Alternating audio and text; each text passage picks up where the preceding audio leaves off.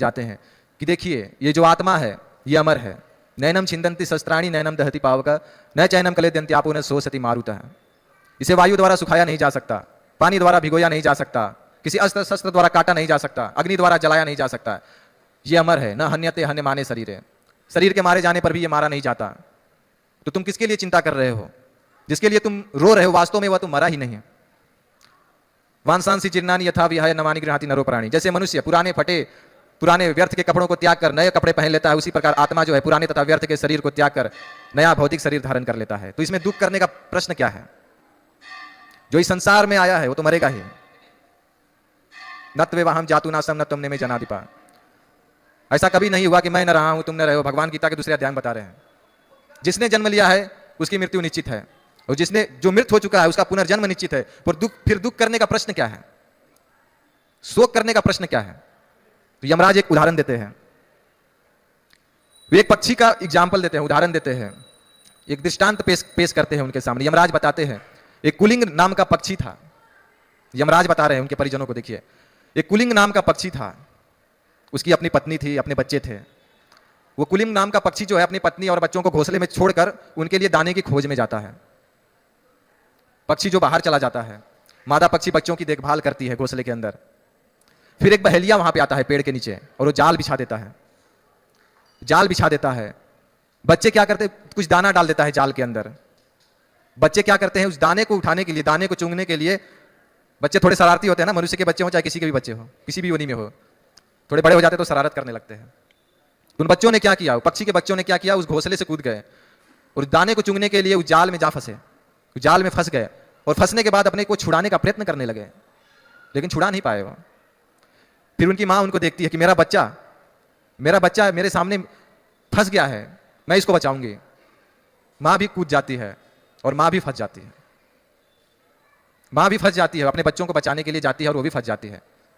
फिर उनका पति वापस आता है और उसके सामने यह दृश्य जो है बहुत हृदय को विदीर्ण करने वाला होता है कि मेरे बच्चे फंस गए, मौत के मुंह में जा रहे हैं, मेरी पत्नी भी जा रही है मौत के मुंह में, मरने जा रहे हैं, मैं कुछ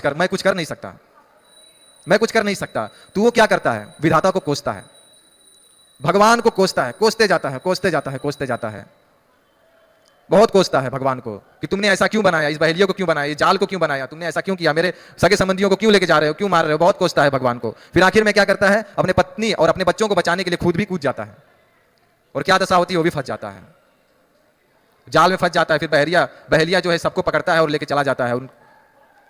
तो इस दृष्टांत से यमराज समझाते हैं कि हम किसी को भी बचा नहीं सकते। कोई मर रहा है, कोई मृत्यु को प्राप्त होने जा रहा है, तो हम उसकी मृत्यु को रोक नहीं सकते। मनुष्य उसकी मृत्यु को रोक नहीं सकता, टाल नहीं सकता। मृत्यु सर्वहरच अहम उद्भवच भविष्यताम। भगवान बोलते हैं मैं मृत्यु के रूप में आता हूं, मैं मृत्यु हूं, अहम कालोस्मि, मैं काल हूं। तो भगवान ने नियम बनाया है, जो जन्म लिया है वो मरेगा। इसमें भगवान को दोष देने का कोई कारण नहीं है। यमराज जी यही समझाना चाहते हैं कि देखिए इसमें दुख करने का कोई प्रश्न नहीं है, जो जन्मा है वो तो मरता ही है। फिर शोक करने का प्रश्न क्या है? आपको अपना शोक त्याग देना चाहिए, शोक नहीं करना चाहिए। तो यमराज के द्वारा समझाए जाने के बाद उसकी पत्नी, उसके बच्चे, उसकी माता जो है उनको सांत्वना मिलती है और फिर वो लोग वापस जाते हैं। तो कहने का अर्थ यही है कि इस संसार में किसी भी वस्तु के लिए शोक नहीं करना चाहिए। अब प्रश्न उठता है कि लोग भक्ति करते हैं, जब सभी लोग मरते हैं तो फिर भक्ति करने का क्या फायदा है? साधारण मनुष्य भी मरता है और एक साधु पुरुष भी मरता है। साधारण मनुष्य भी कष्ट पाता है और एक साधु पुरुष जो कृष्ण का भक्त कहलाता है वो भी कष्ट पाता है। तो क्या है मतलब कृष्ण भक्ति का? तो इसमें प्रभुपाद जी एक उदाहरण दिया करते थे। एक बिल्ली जो होती है, जब बिल्ली का बच्चा होता है अपना, तो बिल्ली जब बच्चे को एक स्थान से दूसरे स्थान तक लेके जाती है तो मुंह में पकड़ के लेके जाती है। बहुत आसानी से अपने बच्चे को मुंह में उठा के लेके जाती है और एक स्थान से उठाकर दूसरे स्थान पर रख देती है। बच्चे को थोड़ी भी खरोच नहीं आती है। लेकिन जब वही बिल्ली एक चूहे को पकड़ती है तो आप लोग जानते हैं फिर क्या होता है। चूहा जो है बिल्ली को अपनी मौत के रूप में देखता है और वो डरता रहता है कि अब मैं नहीं बचूंगा। और वो बिल्ली चूहे को पकड़ती है, फिर क्या करती है, मार देती है, फिर खा जाती है।